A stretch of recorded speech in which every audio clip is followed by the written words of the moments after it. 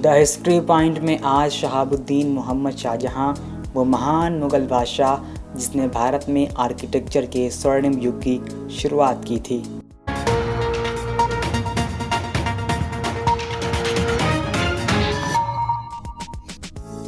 शहाबुद्दीन मोहम्मद खुर्रम शाहजहां भारत के 5वें मुग़ल बादशाह थे। शाहजहां को अपनी न्यायप्रियता और शान और शौकत भरी ज़िंदगी के लिए जाना जाता है। शाहजहां का नाम इतिहास में एक ऐसे आशिक बादशाह के रूप में दर्ज है जिसने अपनी मोहब्बत के लिए विश्व की सबसे खूबसूरत इमारत ताजमहल का निर्माण करवाया था। उन्होंने भारत पर 1628 से 1658 तक शासन किया। उनके शासनकाल में मुग़ल साम्राज्य अपने सांस्कृतिक गौरव के शिखर पर पहुंचा।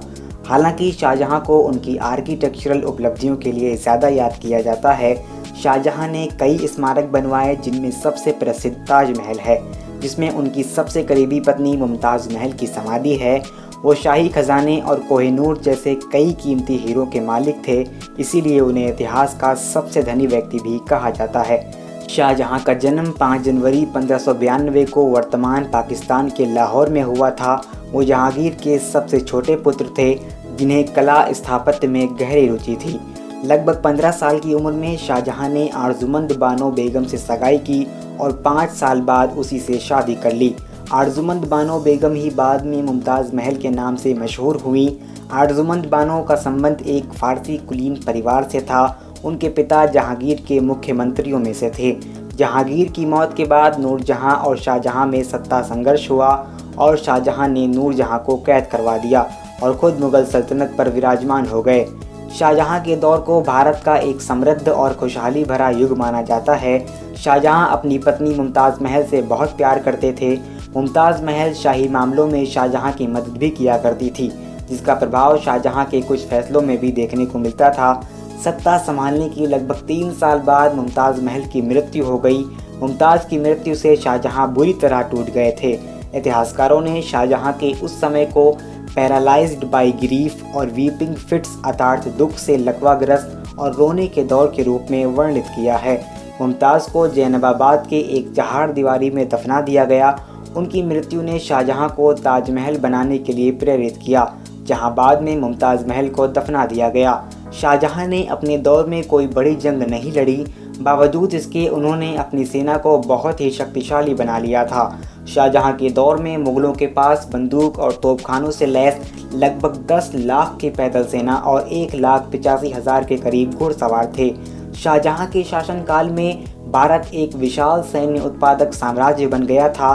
उस समय का भारत आर्ट, क्राफ्ट, आर्किटेक्चर का एक समृद्ध केंद्र था और विश्व के कुछ महान आर्किटेक्ट, कारीगर, शिल्पकार, चित्रकार और लेखक शाहजहां के साम्राज्य में ही रहते थे। प्रसिद्ध ब्रिटिश अर्थशास्त्री एंगस मैडिसन के अनुसार शाहजहां के दौर में वैश्विक सकल घरेलू उत्पाद यानी GDP में भारत की हिस्सेदारी लगभग 23% थी, जो आगे औरंगज़ेब आलमगीर के शासनकाल में 25% तक पहुंच गई थी और भारत चीन को पछाड़कर दुनिया का सबसे बड़ा देश बन गया था। शाहजहां की ओटोमान एम्पायर के सुल्तान मुराद फोर्थ से काफ़ी गहरी दोस्ती थी। इसी कारण दोनों साम्राज्यों के मध्य अच्छे व्यापारिक संबंध थे। वहीं दूसरी तरफ 1638 से 1649 तक कई बार सफाविद एम्पायर और मुग़ल सेना आमने सामने आ खड़ी हुई थी। शाहजहां का दौर भारत के लिए खुशहाली और अमन शांति से भरा दौर था, लेकिन बावजूद इसके शाहजहां के निजी जीवन में सब कुछ शांत नहीं था। जिस तरह शाहजहां ने नूरजहां और अपने भाई से लड़कर तख्त को हासिल किया था, उसी तरह शाहजहां के अंतिम दिनों में उसके बेटों के बीच तख्त के लिए लड़ाई शुरू हो गई। शाहजहां अपने सबसे बड़े बेटे दारा शिकोह को अपना उत्तराधिकारी बनाना चाहते थे, लेकिन मुग़ल दरबारी और जनता का एक बड़ा वर्ग दारा शिकोह को उसकी इस्लाम विरोधी मानसिकता के चलते बिल्कुल पसंद नहीं करता था। इसीलिए कई दरबारियों ने गुपचुप तरीके से शाहजहां के दूसरे बेटे औरंगज़ेब से मिलना शुरू किया और उन्हें अपना समर्थन देना शुरू कर दिया। शाहजहां जब बीमार पड़ा तो दारा शिकोह उनकी बीमारी की आड़ में सत्ता हथियाने की योजना बनाने लगा। इस बात से जनता में सख्त गुस्सा फूट पड़ा और औरंगज़ेब दारा शिकोह से जंग के लिए निकल पड़े। दारा शिकोह का मानना था कि वो औरंगज़ेब को इस युद्ध में हरा देगा और उसकी लाश को दिल्ली के मुख्य चौराहे पर लटकवा देगा, लेकिन युद्ध में दारा शिकोह औरंगज़ेब के हाथों मारा गया। इसके बाद औरंगज़ेब को अगला मुग़ल बादशाह चुन लिया गया। औरंगज़ेब ने सत्ता संभालते ही बीमार शाहजहां के लिए विशेष व्यवस्था की थी। औरंगज़ेब ने शाहजहां के लिए आगरा के किले में एक ऐसे शयनकक्ष का चुनाव किया जहां शाहजहां दिन रात अपनी मोहब्बत की निशानी ताजमहल को तकते रहते थे, और उसी किले में बीमारी की हालत में 22 जनवरी 1666 को उनका निधन हो गया। शाहजहां ने अपने शासनकाल के दौरान निर्मित संरचनाओं की एक भव्य विरासत को पीछे छोड़ दिया। वह मुगल आर्किटेक्चर के सबसे महान संरक्षकों में से एक थे।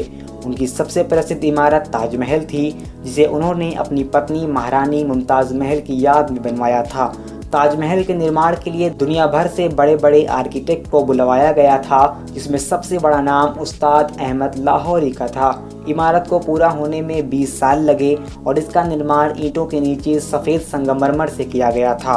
उनकी मृत्यु के बाद उनके बेटे औरंगज़ेब ने उन्हें मुमताज़ महल के बगल में ही दफना दिया। उनके अन्य निर्माणों में लाल किला, आगरा किले का बड़ा हिस्सा, जामा मस्जिद, वजीर खान मस्जिद, मोती मस्जिद, शालीमार गार्डन, लाहौर किला, पेशावर में खान मस्जिद, हस्तसाल में मिनी कुतुब मीनार, जहांगीर का मकबरा शामिल हैं।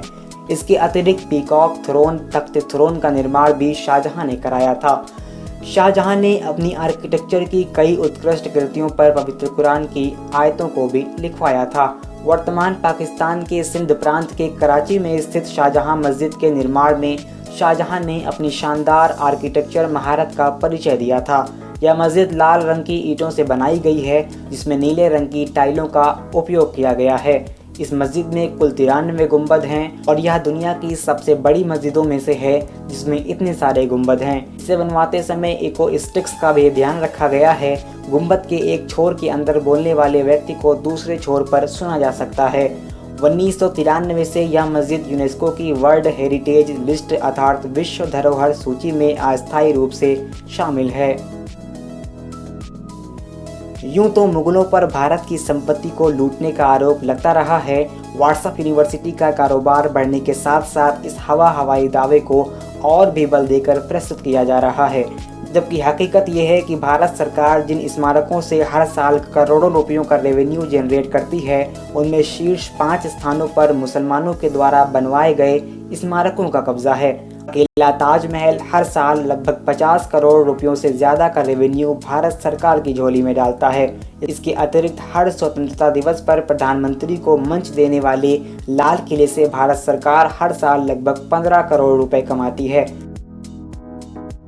ताजमहल, लाल किले से लेकर भारत और वर्तमान पाकिस्तान में स्थित शाहजहां के द्वारा बनवाए गए स्मारक आज भी उनकी महानता और आर्किटेक्चर में उनकी कुशलता की गवाही देते हैं।